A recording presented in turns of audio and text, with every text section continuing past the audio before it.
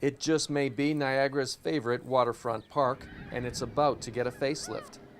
The Source was in Port Dalhousie earlier this week for a public meeting on proposed improvements to Lakeside Park. As you know, Lakeside Park is our main park, our main lakefront park, and opening onto Lake Ontario, and it's well used and well-loved park. And some of the amenities in the park are getting tired and they need some renewal. So $2.3 million in funding has been secured for the project, improvements to the washrooms, a new or renovated pavilion, and changes to the playground area will eat up the majority of the funding. How would you describe the current state of both the change rooms and the pavilion? Yeah, they're being underutilized right now because of the washrooms, because they're not accessible for people that have mobility issues, and the pavilion because of the birds nesting in the rafters, so it becomes a little unsanitary. So we're looking at cleaning up all those things, renovating the washrooms to make them compliant with the new building code, and to do something with the pavilion. We're not sure what. We're dealing with the Heritage Committee to work through the process and see what we can do with either the existing or new. The improvements will lead to greater accessibility at the park. There's a couple of interesting things that we're including in the project. They're called mobility mats that we roll out on the sand to get from the boardwalk to the water's edge. So people that are in wheelchairs or have mobility issues can access the water's edge because before they couldn't get through the sand. As well, we're combining that with a new accessible playground.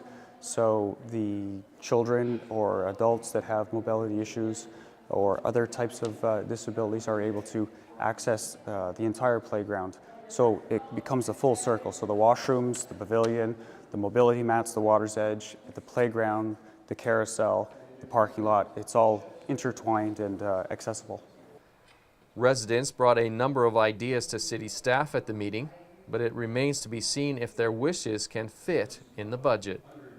A lot of different ideas from those in attendance tonight. Anything specifically catch your ear? I would say that all of them sounded good.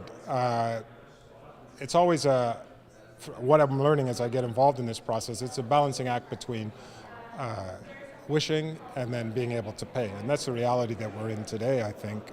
And I don't want to sound like a politician, but we as citizens would love to have the park polished up as much as possible. Well, we have to accept the fiscal realities that we're in today too. So I think there was a lot of great ideas, and I'm glad I'm not in the position of the people of the city who have to take it back and kind of sort it out. it's great that the previous council has allocated the $2.3 million to undergo these improvements, including potentially the pavilion. I guess the big one right now, in the question that came out of the meeting here tonight, is what to do about the pavilion. I think there was a feeling that we want to do everything we can to restore it, but first we need to look at the structural integrity of the building, have a proper engineering report to see that the pillars that hold it up are going to be salvageable, and what would be involved in trying to restore it as opposed to replacing it. Once the hurdle with the pavilion is cleared, a consultant will come on board to help facilitate a plan for the improvements.